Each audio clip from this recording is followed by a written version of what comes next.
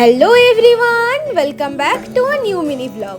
কিছুদিন আগেই বোনের মাধ্যমিক পরীক্ষা শেষ হয়েছে, তো পরীক্ষা শেষ হয়ে যাওয়ার পর ওকে তো কোথাও ঘুরতে নিয়ে যেতেই হবে। মিনওয়াইল মায়ের বন্ধুদের সাথে মায়ের একটা ট্রিপ প্ল্যান হয় পুরুলিয়ার বড়ন্তিতে। তো মা আর বোন দুজনেই গিয়েছিল ওখানে। মারা ওখানে ছিল কল্যাণ লেক রিসর্টে। রিসর্টটা সত্যি দেখতে খুবই সুন্দর, প্রত্যেকটা রুমেই এরকম বাঁশ দিয়ে কারুকার্য করা আছে, দেখতে সত্যি কি সুন্দর লাগছিল।